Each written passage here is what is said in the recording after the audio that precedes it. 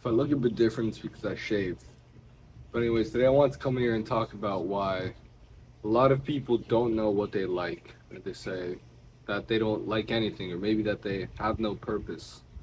And this idea actually came to me because I have a friend, you'll know who I'm talking about, that's constantly not knowing what his purpose is in life, or what his goals are, or what he likes, or what he wants to try. And I remember that I had a phase like that. And that's one of the worst feelings you can have as a man. It's having no sense of direction or no purpose. So today I'm going to tell you why you have no purpose in your life and why you feel lost. So the first main problem that I find when someone says they don't like anything is that they haven't really tried anything.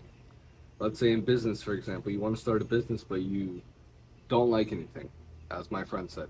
I don't like drop shipping. I don't like social media marketing. I don't like Amazon FBA. Well, there's a million other businesses you can try. And there's probably a lot of businesses that have to do with things that you like maybe sports or psychology or even synthesizing books. But you haven't tried that because you're just sticking to the surface level. So, number one, I would urge you to be more creative, to actually think about what you like and a problem that's in the world, meet those two together. My bad. Meet those two together and solve it. And there you have a business. Another thing is that you have to understand that you're not going to like anything until you're good at it.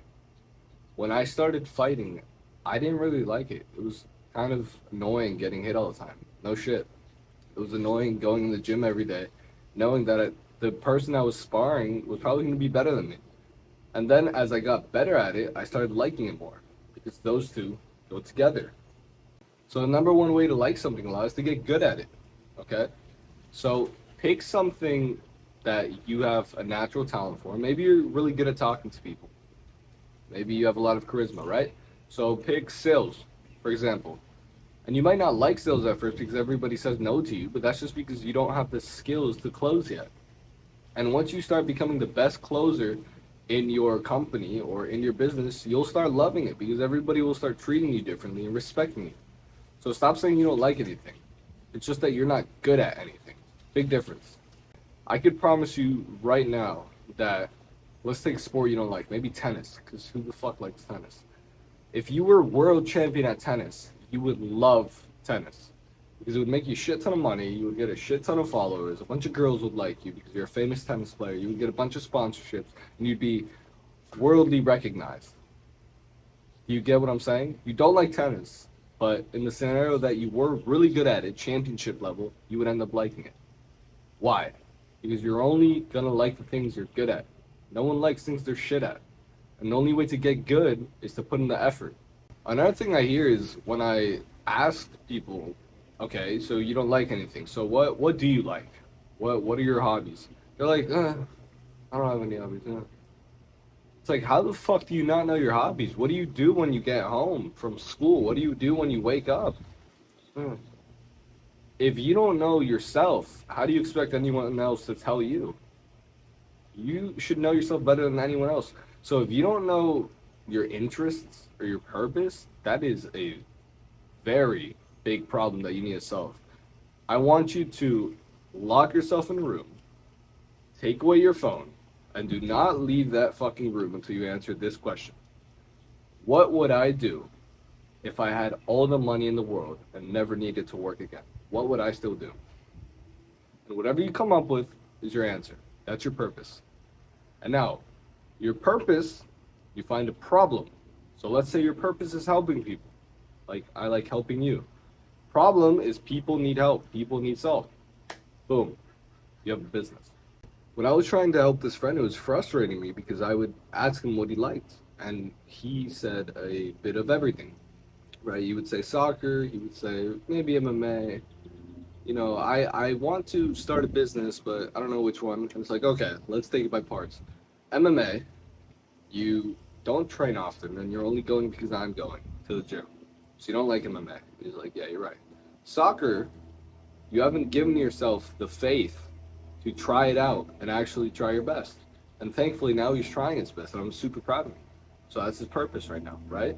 By the way, you can have seasons. You don't always have to have the same interests. People grow, they change, so that's completely fine. And third of all, business. People don't understand that saying you want a business and having a business is very different. It turns out that that friend didn't really want a business in that season, and that's completely fine, because why would you want a business when your main pursuit is soccer? Just because Iman Ghazi said that, oh, business is the key to freedom. You have no business knowledge. You have no idea what the business you want to start is about. You have no idea about anything at all, and you're saying you want to start a business. Stop the cap. What you want is to feel like you're doing something. But the only way to find something worth doing is to search in yourself and find something that you actually like doing, or that something that you want to get good at. For example, this certain friend I'm talking about found soccer, and that's great. He didn't need to start a business. And for me, the easiest way to find your purpose is to help yourself. What do I mean by this? Every time I make these videos, I'm helping myself, but I'm helping a younger version of myself. My younger self would have wanted to have all these videos to learn, obviously. So I obviously make them for people that want to learn, but most of all, I make them for my younger self, because I know there's other people out there that would love the advice that I'm giving right now. Because we tend to think that we're super, specific, and that nobody has our problems, and that we're the only ones suffering from this. And that's not true. A lot of people share the same problems and doubts as you. So the easiest way to find your purpose is to help yourself. Make videos for other people. Make videos for your younger self. Now, I know this was a short rant, but I'm going to end it off on here. I hope this helped you think at least a bit about what you want to start doing with your life, and maybe even motivate you to start a YouTube channel, to start going after that dream that you haven't given yourself the freedom to chase. And yeah, subscribe if you want to. Whatever. Bye.